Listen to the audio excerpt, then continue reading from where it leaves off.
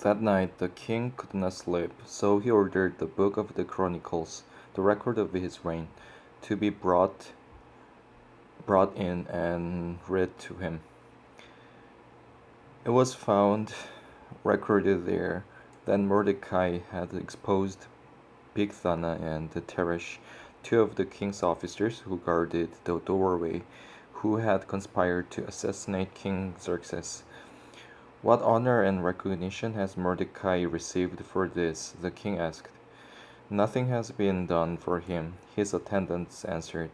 The king said, Who is in the court? Now Haman had just entered the outer court of the palace to speak to the king about hanging Mordecai on the gallows he had erected for him. His attendants answered, Haman is standing in the court. Bring him in, the king ordered. When Haman entered, the king asked him, What should be done for the man the king delights to honor?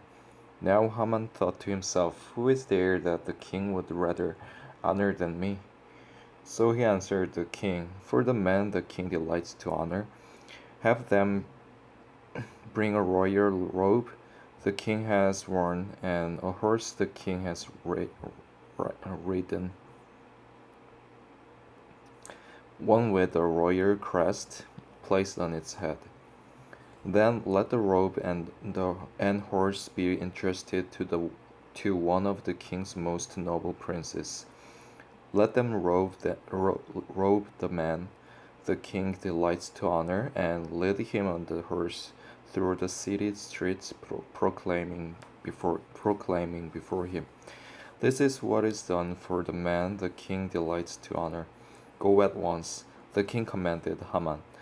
Get the robe and the horse, and do just as you have suggested for Mordecai the Jew, who sits at the king's gate.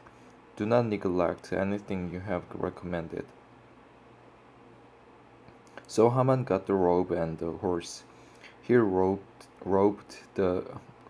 Mordecai and led him on horseback through the city streets, proclaiming before him, This is what is done for the man the king delights to honor. Afterward, Mordecai returned to the king's gate, but Haman rushed home with his head covered in grief, and told Zeresh, his wife, and all his friends everything that had happened to him. His advisers and his wife Zeresh said to him, Since Mordecai, before whom your downfall has started, is of Jewish origin, you cannot stand against him. You will surely come to ruin.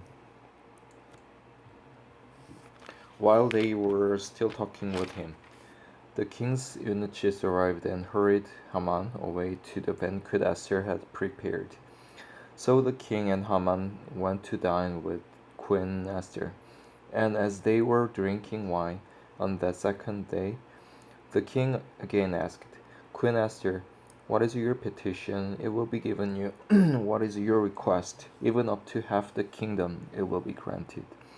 The Queen Esther answered, If I have found favor with you, O king, and if it pleases your majesty, grant me my life, this is my petition, and spare my people, this is my request.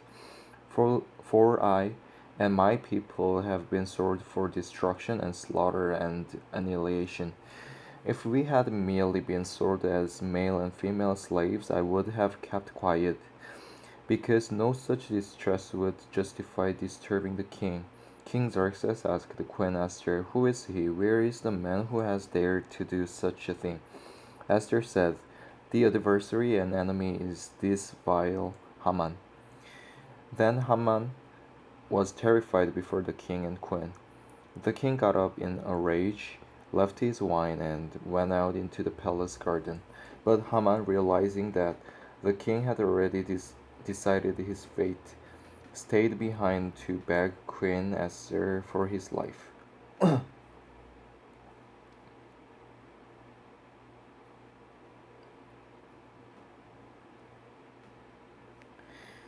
Just as the king returned from the palace garden to the hall, Haman was falling on the couch where Esther was reclining. The king exclaimed,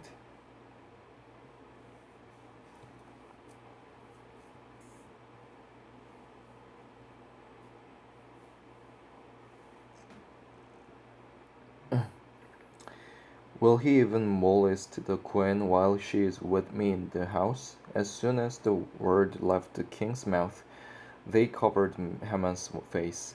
Then Harbona, one of the eunuchs attending the king, said, "A gallows 75 feet high stands by Haman's house. He had it made for Mordecai, who spoke up to help the king." The king said, Haman, hang him on it." So they hanged Haman on the gallows he had prepared for Mordecai. Then the king's fury subsided.